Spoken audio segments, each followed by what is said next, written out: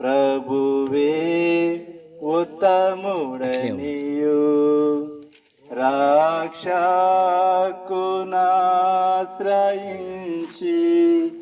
నేధన్యుడనైతిని రాక్షకునాశ్రయించి నేధన్యుడనైతిని రుచి చూసి ఎరిగితిని ప్రభువే ఉత్తముడనియు గొప్ప దేవుడవు నీవే స్తుతులకు పాత్రుడవివే గొప్ప దేవుడవు నీవే స్తుతులకు పాత్రుడనివే తప్పక ఆరాధింతు దయాళుడవు నీవే తప్పక ఆరాధింతు దయాళుడవు నీవే రుచి చూసి ఎరిగితిని ప్రభువే ఉత్తముడనియు నా జీవితమంతయును ప్రభువును స్తుతించెదను నా జీవితమంతయును ప్రభువును స్తుతించెదను నా బ్రతుకు కాలములు నా దేవుని కీర్తింతును నా బ్రతుకు కాలములు నా దేవుని కీర్తింతును రుచి చూసి ఎరిగితిని ప్రభువే ఉత్తముడనియు. సహోదరులు, ప్రేమైన వాళ్ళరా, మత్తయి సువార్త 7వ అధ్యాయం. మత్తయి సువార్త 7వ అధ్యాయము 24వ వచనం. కాబట్టి ఈ నా మాటలు విని వాటి చొప్పున చేయు ప్రతివాడును బండ మీద తన ఇల్లు కట్టుకొనిన బుద్ధిమంతుని పోలి ఉండును. వాన కురిసెను, వరదలు వచ్చెను, గాలి విసిరి ఆ ఇంటి మీద కొట్టెను, కానీ దాని పునాది బండ మీద ఉండెను గనక అది పడలేదు. మరియు నా మాట విని వాటి చొప్పున చేయని ప్రతివాడు ఇసుక మీద తన ఇల్లు కట్టు బుద్ధిహీనుని పోలి ఉండును. వాన కురిసెను, వరదలు వచ్చెను, గాలి విసిరి ఆ ఇంటి మీద కొట్టెను, అప్పుడది కూలబడెను, దాని పాటు గొప్పదని చెప్పాను. ఇది యేసు ప్రభువు స్వయాన చెప్పిన మాటలు.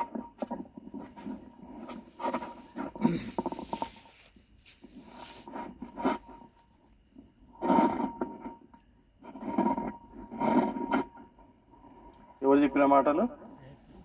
యేసు ప్రభు చెప్పిన మాటలు. ఇక్కడ యేసు ప్రభు చెప్పింది ఇంటిని గురించి కాదు, ఇంటిని పోల్చుకొని చెప్పాడు. అంతేనా? ఇంటిని గురించి చెప్పినాడు. సరే, ఈ విషయాన్ని ఆలోచించక ముందుకు మన ప్రియులు సహోదరులు యెషయా, అదేవిధంగా ఎస్తేర్ అనేటువంటి వీరు ఒక గృహాన్ని నిర్మించుకున్నారు. ఈ సందర్భంగా మనం ఇక్కడ ప్రార్థనా కూడికకు వచ్చినాం. ఎందుకంటే ప్రార్థన ద్వారా దేవుని సన్నిధిలో ప్రార్థనతో తమ ఇంటిలో మరి జీవించటము ఆశీర్వాదకరమని భావించి ఈ విధంగా ఏర్పాటు చేయడము జరిగింది. మంచిది. మరి మీరు చిన్న ఇల్లు నిర్మించుకున్నారు. మరి లోకంలో మనం చూసినట్లయితే మరి ఈ దినాల్లో రకరకాలైన అందమైన మరి అద్భుతకరమైన ఇళ్ళు నిర్మించుకుంటున్నటువంటి పరిస్థితులని మనం చూస్తూ ఉన్నాం. సరే, మన ప్రియులు, ఈ ఊరి పేరు ఏం పేరయ్యా? తానంచెర్ల. తానంచెర్ల అనేటువంటి ఈ ఊరిలో ఒక మూలన చిన్న గృహాన్ని నిర్మించుకున్నారు. మంచిది.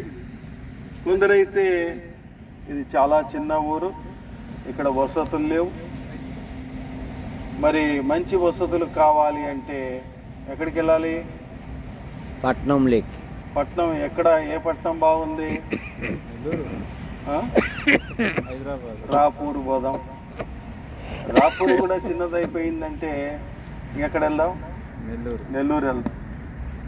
నెల్లూరు కూడా పిల్లలకు చదువులు ఉన్నాయి, పిల్లలు బాగుపడతారు కాబట్టి అక్కడికి వెళ్ళి అక్కడ ఇల్లు ఉంటే బాగుంటుంది అనుకుంటారు కదా, అనుకోరా?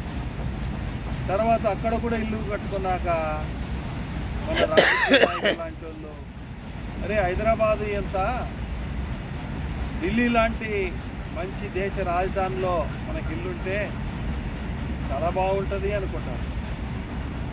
సరే, ఢిల్లీలో కూడా ఇల్లు ఉందనుకో, ఢిల్లీలో ఇల్లు ఉన్నోడు ఏమనుకుంటాడు, అసలు ఇండియాలో ఎందుకు ఉండాలిరా, ఈ దరిద్రపు దేశం ఇది అనుకోవడం.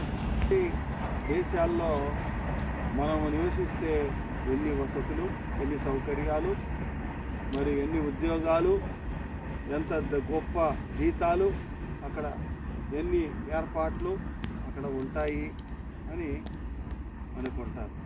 అంతే కదా? మరి అమెరికా తర్వాత ఇంకేముంది? అమెరికా తర్వాత ఏమనుకుంటారంటే ఈ మధ్య కాలంలో చంద్రయాన్ 3 అని ఒక ర్యాకెట్ను ఆకాశం లేదంటే చంద్రమండలం మీదకి పంపినారు, అంటే చంద్రుడి మీదకి పంపినారు. అక్కడంతా చూసి అక్కడ చంద్రుడి మీద ఎలాంటి నేల ఉంది, అక్కడ నీళ్లు ఉన్నాయా, నదులు ఉన్నాయా అని ప్రయత్నించి అక్కడ నీటి జాడ దొరికితే ఈ భూలోకం ఎందుకురా నాయనా, చంద్రమండలం మీద ఇల్లు కట్టుకుంటే బాగుంటుంది అని చంద్రమండలం ఇల్లు కట్టుకోవడానికి, ఫ్లాట్లు వేయడానికి, మరి పొలాలు కొనడానికి చాలా ఆదుర్దగా ఉన్నారు ఇప్పుడు మానవులు.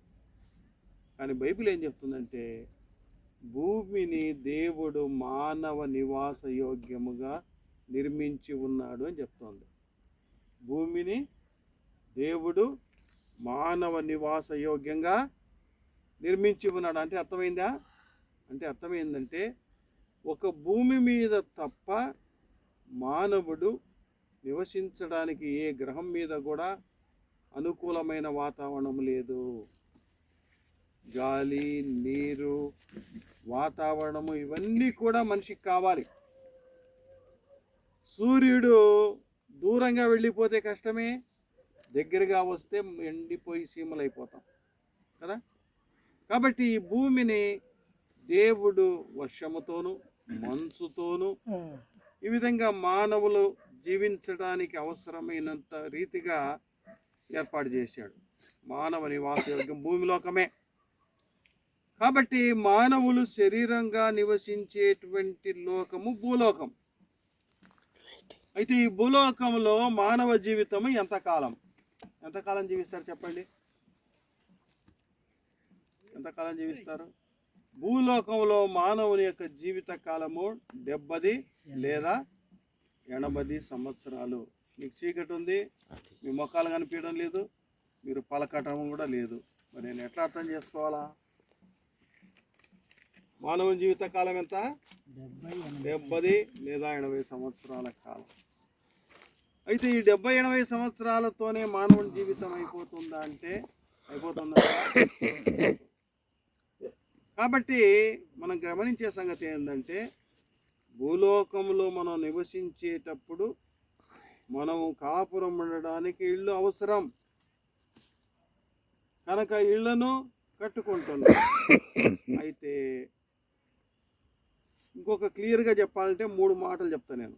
ఏంటంటే మానవ నివాస యోగ్యము లేదంటే నరులు నివసించే స్థలము భూలోకము, ఆత్మలు నివసించే స్థలము పరలోకము. మరి పాపులు నివసించే స్థలము పాతాళం.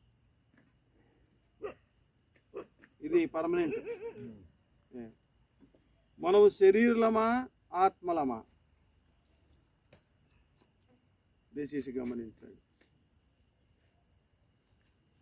మనము శరీరమా ఆత్మలమా? మనము శరీరంలో ఉన్న ఆత్మలం, శరీరంలో ఉన్న ఆత్మలం. కాబట్టి ఈ ఇల్లు మన శరీరానికి కావలసినటువంటి సౌకర్యాలను వసతులను కలిగించుకోవడానికి మనం నిర్మించుకుంటాం. అయితే ఆత్మకు ఒక ఇల్లు ఉంది. ఆత్మకు ఇల్లు ఉంది. ఆ ఇల్లు ఏది? ఆ ఇల్లు ఎక్కడుంది? ఆత్మకు ఇల్లు పరలోకమే కానీ భూలోకంలో ఆత్మ లేదా? ఉంది. ఉంది. మీకు అర్థం కావడం లేదా? ఉంది. దేహం. మానవుడు అంటే 3 విషయాలు ఉంటాయి అందులో. ఒకటి శరీరము, రెండవది ఆత్మ, మూడవది ప్రాణము. ఈ 3 కలిస్తేనే మానవుడు అవుతాడు. కాబట్టి మానవుడి యొక్క ఆత్మ ఎక్కడి నుంచి వచ్చింది? ఆత్మ ఎక్కడి నుంచి వచ్చింది? దేవుని యొద్ద నుండి. ఆత్మ తాను దయచేసిన దేవుడు అని రాయబడింది. ఆత్మ ఎక్కడి నుంచి వచ్చింది? దేవుని వద్ద నుండి. దేవుని వద్ద నుంచి వచ్చింది. మరి శరీరము మట్టి నుండి వచ్చింది. మరి ప్రాణము ప్రాణము అని నాసికారంధ్రములో జీవవాయువును ఊదగా నరుడు జీవాత్మ ఆయను. ఆయన శ్వాస వలన జీవములు నూతనమగుచున్నవి. అంటే దేవుని యొక్క ఊపిరి ద్వారా ఈరోజు కూడా మరి బిడ్డలు గర్భంలో ఉండేటువంటి బిడ్డలు పిండాలు ఊపిరి పోసుకుంటాయి. ఈరోజైనా ఆ రోజైనా అంతే. కాబట్టి ఇది మానవుని యొక్క స్థితి. అయితే పరలోకం నుంచి వచ్చిన ఆత్మ ఈ భూలోకంలో శరీరంలో కొంచెం కాలమే ఉంటుంది. ఎంతకాలం ఉంటుంది? కొంచెం కాలమే ఉంటుంది. ఆ కొంచెం కాలము అంటే 78 సంవత్సరాలు. కొన్నిసార్లు 78 సంవత్సరాలు కూడా ఉండొచ్చు, ఉండకపోవచ్చు. ఎందుకంటే మన ఆయుష్ ఎప్పుడో మనకు తెలియదు. మనకంటే చిన్నవారు, చిన్న పిల్లలుగా లోకం విడిచిన వాళ్ళు ఉన్నారు, యవనస్తులుగా లోకం విడిచిన వాళ్ళు ఉన్నారు, మరి నడి వయస్కులుగా లోకం విడిచిన వాళ్ళు ఉన్నారు, పెళ్ళిళ్ళు చేసుకొని మరి అచ్చట ముచ్చట తీరకుండానే లోకం విడిచిన వాళ్ళు ఉన్నారు. కాబట్టి మనం గమనించే సంగతి ఏంటంటే ఈ భూలోకంలో మానవుడి యొక్క ఆయుష్కు ఖచ్చితమైన గ్యారంటీ ఏమీ లేదు. ఖచ్చితమైన గ్యారంటీ ఏమీ లేదు. పడుకున్నోళ్ళు తిరిగి లేస్తారనే ఒక మరి ఇది లేదు, లేదా మరి లేచి ఉన్నవాళ్ళు ఈ రాత్రిని మరి పూర్తి చేస్తారనే పరిస్థితి ఏమీ లేదు. కాబట్టి మనము శరీరంలో ఉన్నాము. ఈ శరీరంలో ఉన్న మనకి మరి మనలో ఈ శరీరము మనలో ఉన్న ఆత్మకి ఇల్లు. మనలో ఉన్న ఆత్మకి ఇల్లు. ఇల్లు అంటే 2-3 రకాలుగా ఉంటాయి. ఒకటి గుడారము, ఇంకా ఖచ్చితంగా చెప్తే స్థూలంగా చెప్తే 2 రకాలే. ఒకటి గట్టి ఇల్లు. గట్టి ఇల్లు అంటే మరి కాలమ్స్ లేదా పిల్లర్స్ వేసి స్లాబ్స్ వేసేది. గుడారం అంటే ఏదో ఇట్లాంటి పట్టలు తీసుకొని కప్పుకునేది. కానీ ఈ శరీరము గుడారమే. ఈ శరీరము గట్టి ఇల్లు కాదు. గట్టి ఇల్లు ఎక్కడుంది? శాశ్వతమైన ఇల్లు ఎక్కడుంది? ఆత్మకు పరలోకంలో ఉంది. శాశ్వతమైన ఇల్లు పరలోకంలో ఉంది. యేసు ప్రభు అన్నాడు, నా తండ్రి ఇంట అనేక నివాసములు కలవు. ఎన్నుడై? అనేకముండై. ఒకవేళ ఈ భూలోకంలో మీకు ఇల్లు లేకపోవచ్చునేమో, ఈ భూలోకంలో స్థలము లేకపోవచ్చునేమో, భూలోకంలో పొలము లేకపోవచ్చునేమో, కానీ పరలోకంలో మరి అనేకమైన ఇళ్ళు ఉన్నాయి. సరే, యేసు ప్రభు చెప్పినటువంటి మాటల యొక్క ఉద్దేశం ఏంటిదంటే, నా మాట విని వాటి చొప్పున చేయి ప్రతి వాడును ఎలాంటి వాడు, బండ మీద ఇల్లు కట్టుకొను అటువంటి బుద్ధిమంతుడు. యేసు ప్రభు మాటలు ఈ బైబిల్ గ్రంథంలో ఉన్నాయి. యేసు ప్రభు మాట ప్రకారం మనం చేస్తే బండ మీద ఇల్లు కట్టుకుంటే గాలి వస్తుంది, వరదలు వస్తాయి, తుఫాన్లు వస్తాయి. మనకు తెలుసు, మొన్న విజయవాడ ప్రాంతం అంతా కూడా మరి వరదల చేత మరి బుడమేరు వాగొచ్చి పట్టణాన్ని ఎంతో భాగాన్ని ముంచివేసింది. అనేకులు నిరాశ్రయులైనారు. మన సహోదరుడు జోసఫ్ గారి మరి పిల్లలు కూడా అక్కడ ఉండి కొన్ని ఇబ్బందులకు గురైనారు. మరి ఎటకేలకు దేవుడు తన మహాకృపను బట్టి కాపాడాడు. కాబట్టి గాలి, తుఫాను ఇలాంటివి తప్పనిసరిగా ఉంటాయి. గాలికి కూడా మరి బలం ఉంటుంది అంటారా? గాలికి ఒకసారి 2008వ సంవత్సరంలో కర్నూలుకి వరదలు వచ్చినాయి. వరదలు వచ్చినప్పుడు ఆ తుంగభద్ర నదికి మీద ఉండేటువంటి బ్రిడ్జీలే కొట్టుకుపోయినాయి. బ్రిడ్జీలు వేసిపోయినాయి, వాటి మీద ఉండేటివన్నీ కూడా. కాబట్టి గాలికి బలం ఉంటుంది, నీటికి వరదకు బలం ఉంటుంది. ఇలాంటివి వస్తూ ఉంటాయి. వీటిని తట్టుకొని నిలబడాలి అంటే పునాది ఉండాలి. అప్పుడు తట్టుకొని నిలబడడం అంటే యేసు ప్రభు నమ్మటం ద్వారా. అంటే దీని అర్థం ఏంటిదంటే, నా మాట ప్రకారం విన్నవాడు వాడు పరలోకంలో క్షేమంగా భద్రంగా నా రాజ్యంలో ఉంటాడు. నా మాట వినని వాడు బుద్ధిహీనుడు. యేసుప్రభు మాట విన్నవాడు ఎవడు? బుద్ధిమంతుడు. కానీ ఈ లోకంలో ఎవడు బుద్ధిహీనుడు అంటే, యేసుప్రభు నమ్ముకున్నాడు బుద్ధిహీనులాగా కనిపిస్తాడు. యేసుప్రభు నమ్మనోడు నమ్మనోడు బుద్ధిమంతులాగా కనిపిస్తాడు.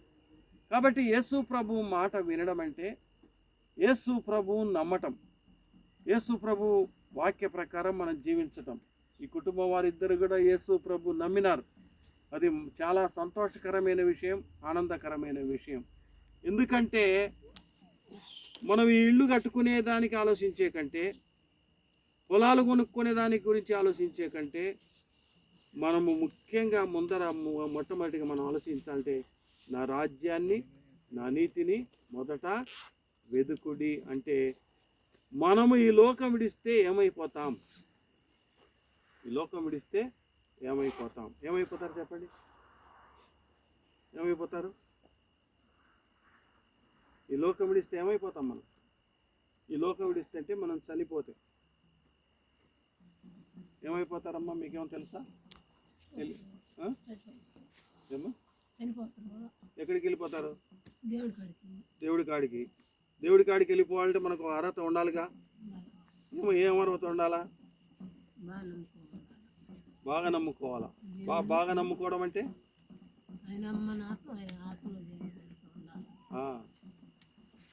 అర్హత ఏంటిదంటే నీతి కావాలి. నీతి కావాలి. నీతి ఎలా వస్తుంది? నీతి ఎలా వస్తుందంటే యేసు ప్రభు నమ్మటం ద్వారా కలిగేది నీతి. అది దేవుని నీతి, మన నీతి కాదు. అది మన నీతి కాదు, అది దేవుని నీతి. కాబట్టి యేసు ప్రభు నమ్ముట ద్వారా మన జీవితంలో నీతి కలుగుతుంది. మరి యేసు ప్రభు నమ్మినారా? నమ్మలేదా? నమ్మలేదా? మరి యేసు ప్రభు నమ్మితే ఈ లోకం విడిస్తే మనం ఎక్కడికి వెళ్తాం? పరలోకి వెళ్తాం. నమ్మకపోతే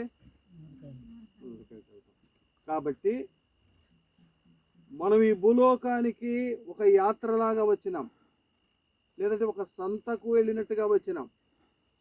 మన జీవితము యాత్రా జీవితం. ఇక్కడ కొంతకాలం పుట్టి పెరిగి పెద్దోళ్ళై పెళ్లి చేసుకొని సంసారాలు చేసి పిల్లలు ఆడుకున్న ఆట లాంటిది జీవితకాలం. తర్వాత ఈ ఆట అంతా చెదిరిపోతుంది. మనం మన ఇంటికి వెళ్ళాలి. మన ఇల్లు ఇక్కడ లేదు. ఈ ఇల్లు శాశ్వతం కాదు. ఈ ఇల్లు కూడా శాశ్వతం కాదు. ఈ ఇల్లు శాశ్వతం కాదు, ఈ ఇల్లు కూడా శాశ్వతం కాదు. అంటే ఈ శరీరం శాశ్వతం కాదు. అదేవిధంగా మనం కట్టుకునే భూలోకంలో ఎంత మంచి సిమెంట్ వేసి కట్టినా 100 ఏళ్ళు ఉండవు. ఆ మనిషి బతికిన కాలంలో పెచ్చులు ఉడతాయి అవి. అవునా కాదా? అవును. కాబట్టి ఈ ఇల్లు భూలోకంలో మనం కట్టుకునేటివన్నీ కూడా క్షయమైపోయేటివే. అవి పడిపోయేటివి, కూలిపోయేటివి. మనకంటే ముందు పెద్దలు మన కొన్ని ఊర్లలో చూస్తుంటాం పాతకాల పెళ్ళు. అవి శిథిలావస్థలు అయిపోయి కూలిపోయి పాతబడిపోతుంటాయి. వాళ్ళ పెద్దలు ఎంతో అప్పుడు మరి మంచిగానే నిర్మించి ఉంటారు వాళ్ళ కాలంలో, ఆ కాలం తగ్గట్టుగా. కానీ ఈరోజు శిథిలావస్థలో ఉంటున్నాయి. కాబట్టి మనం గమనించాల్సిన సంగతి ఏంటంటే, ఈ భూమి మీద మనకేది శాశ్వతం కాదు. మనం నివసించవలసిన స్థలం ఇది కాదు. దేవుడు ఈ భూమిని పర్మనెంట్ ప్లేస్గా మనకు నివాసం ఇయ్యలే. మనం అంటుంటారు మనల్ని, బొడ్రాయి కొట్టుకొని ఇన్నే ఉందిలే అంటారు. ఉందే మీకు ఇప్పుడు ఆట? ఉందే ఇక్కడ? లేదు. అంటే ఊర్లో బొడ్రాయి ఉంటుంది కదా, బొడ్రాయి ఎప్పుడు ఆడే ఉంటుంది కదా కదలకుండా. అట్లాగా నువ్వు కూడా ఈయనే ఉందిలే అని అంటారు. కానీ మనము ఈ లోకంలో శాశ్వతంగా ఉండలేము. మనం ఉండవలసిన స్థలం కూడా ఇది కాదు. ఎందుకంటే ఈ లోకం కూడా శాశ్వతం కాదు. ఈ లోకం ఏమైనా శాశ్వతమా? ఈ భూమి శాశ్వతమా? ఈ ఆకాశం శాశ్వతమా? ఈ సూర్యుడు శాశ్వతమా? ఈ చంద్రుడు శాశ్వతమంటారా? కాదు. ఈ లోకంలో ఉండే ఏది శాశ్వతం? ఏ ఇల్లు శాశ్వతం కాదు, ఏ పొలము శాశ్వతం కాదు, ఏది మనది కాదు. ఓకే, ఇది నాది అది నాది అనుకుంటాం, కానీ ఏది మనది కాదు. అంతేకాదు, ఈ భూలోకంలో మనము దేనికోసం ఎక్కువ బ్రతుకుతాం చెప్తారా? దేనికోసం ఎక్కువ బ్రతుకుతాం? దేనికోసం ఎక్కువ బ్రతుకుతాం? శరీరం యొక్క కోరికల కోసం ఎక్కువ బ్రతుకుతాం. ఏంటి కోసం ఎక్కువ బ్రతుకుతాం? శరీరం యొక్క తినుమా, తాగుమా, సంతోషించుమా అనే, లేదంటే సంపాదించుకో, లేదంటే ఆదివారం మరి ఈరోజు 1000 రూపాయలు కూలిస్తా అంటున్నారు. అంటే ప్రభువు కంటే ఎక్కువగా భూలోకంలో మనుషులు మరి శరీరానికే ఎక్కువ ప్రాధాన్యత ఇచ్చేవారుగా ఉంటున్నారు. ఉదాహరణకి ఏశావు దేనికి ప్రాధాన్యత ఇచ్చినాడు? దేవునికి ప్రాధాన్యత ఇచ్చినాడా? దేవునికి ప్రాధాన్యత ఇచ్చినాడు? దేవునికేనా? శరీరం అంటే ఏంటిది? అక్కడ చిక్కుడు గాయల జ్యేష్ఠత్వాన్ని అమ్ముకున్నాడు. ఏంటి కోసం అమ్ముకున్నాడు? ఆహారం కోసం అమ్ముకున్నాడు. జ్యేష్ఠత్వంలో ఏముంది? జ్యేష్ఠత్వంలో ఏముంది? దేవుని ఆశీర్వాదం ఉంది. ఇంకో మాటలు చెప్పంటే యేసు ప్రభు యొక్క వారసత్వం ఉంది దాంట్లో. లేదంటే దేవుడిని, లేదంటే యేసు ప్రభు అందులో ఉన్నాడు జ్యేష్ఠత్వంలో. కానీ ఏం చేసినాడు? యేసు ప్రభువును తృణీకరించేశాడు. యేసు ప్రభువును తృణీకరించాడు. దావీదు మరి గొల్లియాతు కూడా జీవం కలిగిన దేవుణ్ణి తృణీకరించాడు. ఏం చేశాడు? తృణీకరించాడు. మరి అదేవిధంగా ఏశావు కూడా మరి జ్యేష్ఠత్వాన్ని తృణీకరించి యేసు ప్రభు తృణీకరించాడు. ఈ దినాల్లో కూడా మనుషులు దేవుడు మన హృదయాలను మారు మనసుకు ప్రేరేపిస్తుండగా కఠినాత్ములై దేవుని యొక్క వాక్యాన్ని తృణీకరించేవారుగా ఉంటున్నారు. కాబట్టి ఈ భూలోకంలో మన జీవితం శాశ్వతం కాదు. కానీ మనం శరీరానికి ఎక్కువ ప్రాధాన్యత ఇస్తాం. శరీరానికి ఆత్మకు ఎప్పుడు విరోధమే.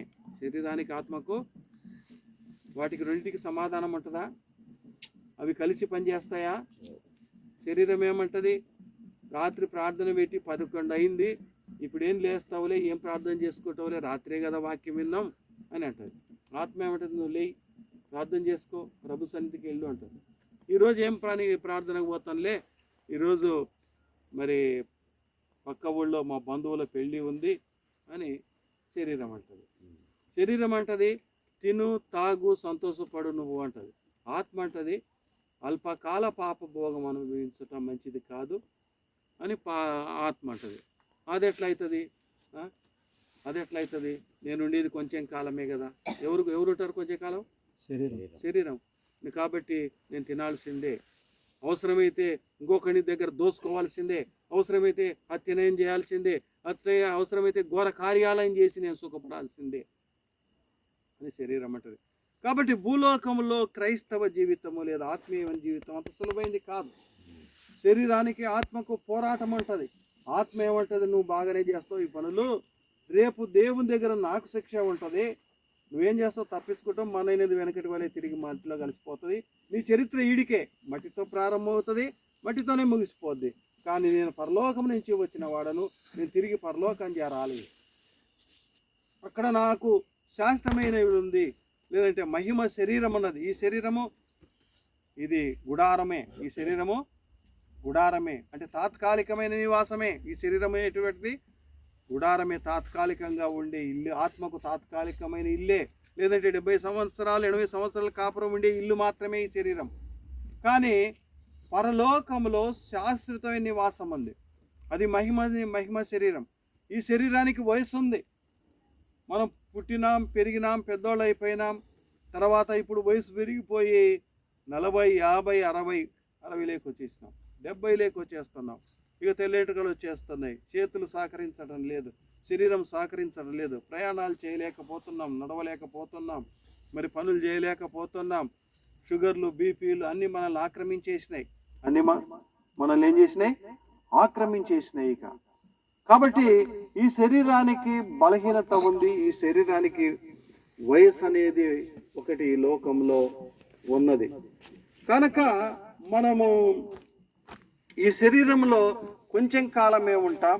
అయితే శాశ్వతమైన శరీరం ఒకటి ఉంది, శాశ్వతమైన శరీరము ఒకటి ఉంది. అది ఎక్కడ ఉంటుందంటే ప్రభువు దగ్గర ఉన్నది, పరలోకంలో ఉన్నది. యేసు ప్రభు నమ్మిన వారు ఈ లోకం విడిచిన తర్వాత ఆ అక్షయమైన శరీరం, ఏ శరీరం అది? అక్షయం. అక్షయం అంటే నాశనం లేని శరీరం. నాశనం లేని శరీరమును ధరించుకొని మరి నాశనం లేని రాజ్యములో, నాశనం లేని ఆత్మ, నాశనములు శాశ్వత కాలం అక్కడ జీవిస్తుంది. ఇక్కడ చూడండి, గమనించండి. ఈ భూలోకంలో మానవుడి శరీరము తాత్కాలికము, ఈ భూలోకము తాత్కాలికము, భూలోక నివాసము తాత్కాలికము. కానీ పరలోకము శాశ్వతము. పరలోకములో మానవుని యొక్క నివాసము శాశ్వతము, పరలోకములో మానవుని యొక్క జీవితము శాశ్వతము. భూలోకములో మానవుడు రోగముల చేతను, వ్యాధుల చేతను, బాధల చేతను, మరి బలహీనతల చేతను, సమస్యల చేతను, పోరాటముల చేతను, మరి అనేక రకాలైనటువంటి అవమానముల చేతను జీవిస్తాడు. కానీ పరలోకంలో శాశ్వత రాజ్యంలో అక్కడ ఆనందమే, ఆ ఇంటిలో మరి సంతోషమే. ఆ శరీరంలో రోగము లేని శరీరం అది, ఆకలి దప్పు లేని శరీరం అది, మహిమ శరీరం అది. ఇలాగున పనులు చేసుకునేయాల్సిన అవసరం లేదు, ఇలాగున కష్టపడాల్సిన పని లేదు, ఇలాగున ఉపవాసాలు ఉండవలసిన పని లేదు. దేవుని ముఖ దర్శనంతో మనం సంతోషిస్తాం. ఆ రాజ్యంలో, ఆ శరీరంలో, లేదంటే ఆ ఇంటిలో, దేవుడు నిర్మించినటువంటి ఇంటిలో, వెండి బంగారములతో వేయబడిన ఆ రోడ్ల మీద, ఆ పట్టణములో మరి యుగాయుగములు అనగా కాలమునకు మితి లేకుండా శాశ్వత కాలము, ఇంకా చెప్పాలంటే దేవుడున్నంత కాలము, దేవుడు ఎల్లప్పుడూ ఉంటాడు, ఉండబోతూ ఉన్నాడు. ఆయన అంతము లేనివాడు. మనం కూడా అంతము లేని వారంగా శాశ్వతమైన ఇంటిలో, లేదంటే శాశ్వతమైన శరీరంలో, శాశ్వతమైన రాజ్యంలో, శాశ్వత నివాసంలో మనము అక్కడ ఉండబోతూ ఉన్నాం. కాబట్టి ఇక్కడ మనకు ఇల్లు, మన ఇల్లు ఎలాంటివైనా పర్వాలేదు, మనకు గొప్ప ఇల్లు ఉన్నా మంచిదే, చిన్న ఇల్లు ఉన్నా మంచిదే, అసలు ఇల్లు లేకపోయినా కూడా బాధపడాల్సిన అవసరం అయితే ఏమీ లేదు. శరీరంలో కొంత బాధ అనిపిస్తుంది కానీ బాధపడాల్సిన అవసరం లేదు. మనకు ఈ భూలోకములో ఇల్లు కట్టుకున్నట కంటే ముందుగా మన భూలోకంలో ఈ జీవితం తాత్కాలికమే గనక పరలోకములో మనకు స్థలం ఉందా అని ఈరోజు ప్రశ్నించుకోవాలి. ఏమని ప్రశ్నించుకోవాలా? పరలోకములో మనకు స్థలం ఉందా? స్థలం ఉందా? ఉందా అమ్మా? ఉందా? పరలోకంలో స్థలం నీకు ఉందా? నమ్మకం ఉందా? సందేహం ఉందా? నమ్మకంగానే ఉంది. పరలోకములో స్థలమును సంపాదించుకున్న వాళ్ళు ధన్యులు. అక్కడ దేవుని సన్నిధిలో నిత్యమైనటువంటి నివాసంలో ఎల్లప్పుడూ మరణము లేకుండా, రోగము లేకుండా ఉంటారు. కాబట్టి శాశ్వతమైన దాన్ని మనం చూడాలి. అందుకోసమే బుద్ధిమంతుడు ఏం చేస్తాడు? అపాయం నుంచి తప్పించుకునేవాడు బుద్ధిమంతుడు. ముందు చూపు కలిగిన వాడు బుద్ధిమంతుడు. బుద్ధిహీనుడు అంటే అపాయములో పడిపోయేవాడు బుద్ధిహీనుడు. బుద్ధిహీనుడు ఎవడంటే నష్టములో, నాశనములో నశించిపోయేవాడు బుద్ధిహీనుడు. కాబట్టి మనం బుద్ధిమంతులం అంటే మనకు చదువు రాకపోవచ్చు, పెద్ద జ్ఞానం లేకపోయిండొచ్చు, పెద్ద తెలివితేటలు లేకపోయిండొచ్చు, కానీ యేసు ప్రభువు నమ్ముట అనేది జ్ఞానము. ఎన్ని జ్ఞానాలున్నా కానీ ఆ జ్ఞానాలు ఏవి కూడా మానవుణ్ణి నరకము నుంచి, నాశనం నుంచి తప్పించలేవు. యేసు ప్రభువును నమ్మిట మాత్రమే నిజమైన జ్ఞానం. ఈ భూలోకంలో మనం తెలివి లేని వారంగా ఉన్నప్పటికీ, తెలివి తక్కువ వారంగా ఉన్నప్పటికీ, అమాయకులుగా కనిపించినప్పటికీ, నిజమైన జ్ఞానం ఏంటంటే యేసు ప్రభువును కలిగి మనకు ఆత్మరక్షణ కలిగి ఉండటే నిజమైన జ్ఞానం. కాబట్టి పరలోకములో మనకు స్థలము కావాలి అంటే దానికోసం మనం పెద్దగా ప్రయాసపడాల్సిన అవసరం. ఆ స్థలం కోసము ఈ దినమే యేసయ్యా నేను పాపిని, యేసయ్యా నేను పాపిని, నా పాపములు క్షమించు అని అడిగితే మనం పాపలమా పరిశుద్ధమా? బైబిల్ ఏం చెప్తుందంటే ఏ భేదము లేదు, మనుషులందరూ పాపము చేసి పరలోక రాజ్యము చేరలేకపోతున్నారు. మరి కొంతమంది ఏమనుకున్నారంటే శాస్త్రులు, పరిసయ్యులు ఆనాటి కాలంలో మేము నీతిమంతులము, మేము కొన్ని ఉపవాసాలు చేస్తున్నాం, కొన్ని మంచి కార్యాలు చేస్తున్నాం, మేలు కార్యాలు చేస్తున్నామని అంటున్నారు. అయితే ప్రభు ఏమన్నాడంటే మీ హృదయములో దురాలోచనలు, అసూయలు, ద్వేషము, మత్సరత, మోహము ఇదన్నీ ఉన్నాయి. అంటే మానవుని కంటికి ఒక వ్యక్తి పరిశుద్ధుడిగా కనిపించవచ్చు, నీతిమంతుడిగా కనిపించవచ్చు, కానీ దేవుని కంటికి మానవుని హృదయములో ఏముంది అని చూస్తే మానవుని హృదయములోని ఊహ ఎల్లప్పుడూ కేవలము చెడ్డది. మానవుని హృదయంలోని ఊహ ఎల్లప్పుడూ చెడ్డదే. మానవుని హృదయం ఎల్లప్పుడు కూడా చెడ్డ వాటిని ఆశిస్తుంది, చెడ్డ వాటిని కోరుకుంటుంది. మంచి చేయాలని మానవుడు అనుకుంటాడు, కానీ తాను చేయదలుచుకున్న మంచిని చేయలేక చెడు వాటిని చేస్తాడు గనక మానవుడు తన సొంత ప్రయత్నం ద్వారా నీతిమంతుడగుట అసాధ్యము. నీతిమంతుడ అసాధ్యం కాబట్టి పరలోకము నుంచి దేవాది దేవుడు లోకరక్షకుడైనటువంటి యేసుక్రీస్తు ప్రభువారు నరుడుగా ఈ భూమి మీదకి దిగి వచ్చాడు. మనల్ని పాపం నుంచి, మన పాపం నుంచి విడిపించి మనల్ని పరలోక రాజ్యానికి వారసులుగా చేయాలన్నదే ఆయన యొక్క ముఖ్య ఉద్దేశం. కాబట్టి దయచేసి గమనించండి, ఈ లోకము శాశ్వతం కాదు.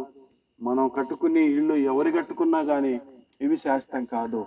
మరి సూర్యచంద్రులు శాశ్వతం కాదు, నక్షత్రాలు శాశ్వతం కాదు, ఆకాశము భూమి కూడా శాశ్వతం కానే కాదు. అయితే మనకు శాశ్వత లోకం ఒకటి ఉంది, ఆ లోకము పరలోకమే. ఆ లోకంలో మనకు స్థలం కావాలి అంటే మనము పాపులమని గ్రహించి ఒప్పుకోవాలి. ఒప్పుకున్నప్పుడు యేసు ప్రభువా నేను పాపిననగానే పరలోకంలో జీవ గ్రంథంలో మన పేర్లు రాయబడతాయి. ఇంత సులువుగా మానవులకు దేవుడు పరలోకాన్ని అనుగ్రహిస్తున్నాడు. ఎంత సులువుగా అంటే మన ముక్కు వద్ద గాలి ఎంత దగ్గరగా ఉందో అంత సులువుగా. గాలి పీల్చుకుంటే బ్రతుకుతావు, నాకు గాలి ఎక్కర్లేదని ముక్కు మూసుకుంటే ఏమైపోతాయి? ముక్కు నోరు మూసుకుంటే ఏమైపోతాం? కాసేపట్లో విలవిల కొట్టుకొని చచ్చిపోతాం. అదేవిధంగా యేసు ప్రభు మాటలను నువ్వు స్వీకరిస్తే నిరంతరము శాశ్వత కాలము జీవిస్తాం. లేదంటే మరి ఈ లోకం తర్వాత భయంకరమైన స్థితిని ఎదుర్కోవాల్సింది. దేవుడు ఎవరిని బలవంతం చేయడు, ఎందుకంటే తన స్వరూపమందు తన పోలిక చొప్పున ఆయన సృజించుకున్నాడు గనక, ఆయన స్వతంత్రుడు గనక మనల్ని కూడా ఆయన స్వతంత్రులుగా చేశాడు గనక ఎవరైనా కానీ తన ఇష్టపూర్వకంగానే తన వద్దకు రావాలని కోరుకుంటాడు, కానీ బలవంతం చేయడు. కాబట్టి మనం గమనించే సంగతి ఏంటంటే యంత్ర శబ్దం ద్వారా వినేవారు కానీ ఇక్కడ కూర్చున్న వారి అందరం కూడా ముఖ్యంగా మనకు పరలోకంలో స్థలము, ఇల్లు ఉందా లేదా నే ప్రశ్నించుకోవాలి. ఇదిగో మరి యెషయా, ఎస్తేరు అనే వారికి భూలోకంలో ఇల్లు ఉంది, వారికి పరలోకంలో కూడా ఇల్లు ఉంది. ఎందుకంటే వారు యేసు ప్రభువును నమ్మినారు. ఈ భూలోకంలో ఇల్లు లేకున్నా పర్వాలేదు, ఏమి లేకున్నా పర్వాలేదు, కానీ పరలోకంలో ఉండాలి. కాబట్టి ఈ రాత్రి కాల సమయంలో దయచేసి ప్రియమైన గ్రామస్తులారా, అయ్యలారా ఆలోచించండి. ఇది కథ కాదు, కల్పితం కాదు, కట్టుకథలు కాదు. జీవంగల దేవుని మాటలు, ఆకాశమును భూమిని సృజించిన దేవుని మాటలు, సర్వోన్నతుడైన దేవుని యొక్క మాటలు ఇవి. ఈ మాటలు నెరవేరకుండా సున్నైనను పొల్లైనను తప్పిపోవడానికి వీలు లేనే లేదు. కాబట్టి ఇదిగో మనందరికీ అట్టి కృప దయచేయాలని కోరుకుంటూ నేను ఇంతటితో ఈ యొక్క శుభవార్తను ముగిస్తూ ఉన్నాను. మరి ఈ సమయంలో మీరు వినడం చాలా గొప్ప విషయం, చాలా సంతోషంగా ఉంది. మరి దీన్ని కట్ చేసి ఒక 10 నిమిషాలు